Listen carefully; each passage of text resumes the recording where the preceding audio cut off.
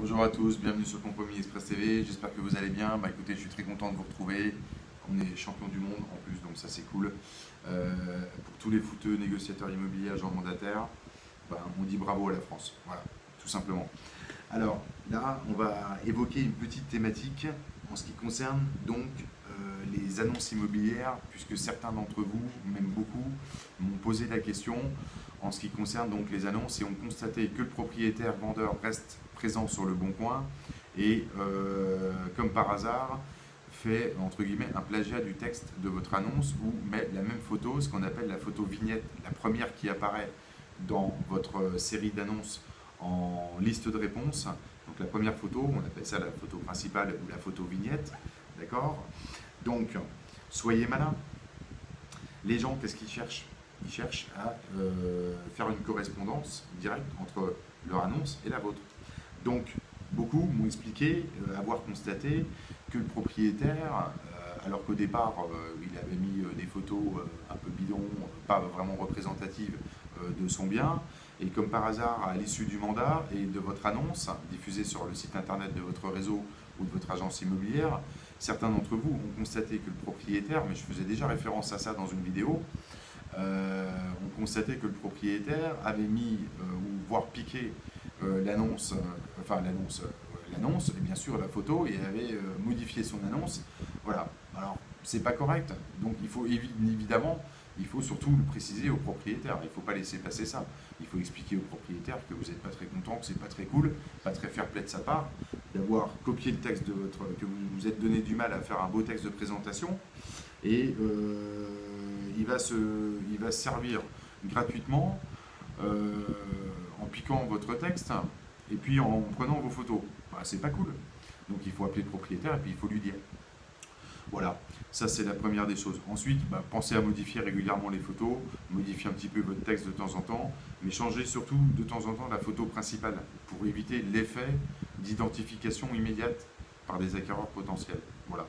Et encore une fois, quand vous allez en rendez-vous pour rentrer le mandat, ça je l'ai déjà dit, il faut que vous imprimiez l'annonce du vendeur et que vous fassiez un petit peu d'analyse et que vous regardiez, bien sûr, quelle photo lui a publié.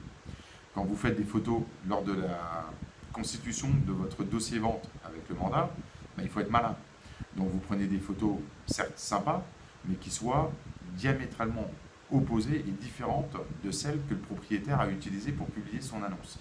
Il faut en fait que votre annonce soit complètement différente de celle du propriétaire pour le même bien. Pourquoi? Parce que c'est là que vous allez protéger votre dossier. Qui dit protéger votre dossier? Vous protégez votre mandat. Si vous protégez votre mandat, vous protégez vos honoraires et votre commission à la clé. Voilà, vous évitez en fait l'exercice de fusible publicitaire. Comme tout le monde le sait, je le répète encore une fois, le propriétaire vendeur ne voit que son intérêt et évidemment, entre guillemets, est un menteur puisqu'il va vous raconter des salades en vue d'essayer de vendre à votre place un bien à vos acquéreurs. Voilà, ça c'est la réalité. Il y en a qui ne seront pas contents, mais c'est comme ça. Et il y en a. Alors, on ne va pas mettre tout le monde dans le même panier, mais c'est ça. Donc vous devez protéger votre dossier, surtout dans vos annonces. Pour certains d'entre vous, où je suis allé consulter les annonces que vous avez en mandat, bon, il y en a, on est sur l'été, il y a encore des annonces que vous avez rentrées avec des maisons où on voit la neige et tout ça. Bon, maintenant, moi, ça, je peux rien faire pour vous si vous n'êtes pas vous n'avez pas un peu de finesse. Il faut évidemment aller recontacter le propriétaire dans le cadre du suivi et puis refaire des photos au printemps pour vendre une maison. Parce que comment vous allez vendre une maison au mois d'avril-mai où on voit encore 20 cm de neige. Donc voilà, ça c'est des annonces que je suis allé voir d'agents mandataires ou d'agents immobiliers qui ont eu recours à l'ouvrage RSV et que j'accompagne régulièrement dans le cadre de l'application de la méthode sur le terrain. Bon, il faut aussi que vous émettiez un petit peu du vôtre, hein, c'est pas moi qui vais aller faire les photos. En plus, je l'ai déjà dit à certains, puisque j'avais déjà signalé ça. Donc voilà, donc globalement, protégez, mettez régulièrement à jour vos annonces, texte et photos, changez la photo principale le plus souvent possible. Et puis surtout, quand on n'est plus sur l'hiver, bah, vous mettez des photos récentes. Hein, c'est quand même plus intéressant d'avoir des photos de printemps sur une maison, en l'occurrence, que pour la vendre, hein, pour attirer des acquéreurs, que si vous avez encore 10 cm de neige dessus. Voilà. Hein. Donc, voilà. En ce qui concerne donc la mise à jour donc des annonces. Bah, écoutez, moi je reste à votre disposition, il y aura plusieurs thématiques. Je vous propose, n'hésitez pas à envoyer et poser vos questions. Alors, posez vos questions, ceux qui ont des questions pertinentes, qui ont envie d'avancer et qui ont envie de connaître la transaction immobilière et de l'appliquer sur le terrain de façon optimale. Hein. Donc, puisque si vous me faites perdre du temps, je le perds pour des gens qui sont actifs et qui ont envie, de par leur motivation, d'exercer leur métier tout de suite. Donc vous envoyez un mail à compromisexpressfrance@gmail.com avec l'ensemble de vos coordonnées. Vous pouvez également visiter la page Facebook Compromis Express TV et je vous invite à vous abonner sur YouTube, à la chaîne YouTube. Il y a plus de 70 vidéos. Pensez à bien toutes les regarder puisque vous allez apprendre quand même pas mal de choses. Et puis, vous pouvez vous y abonner gratuitement.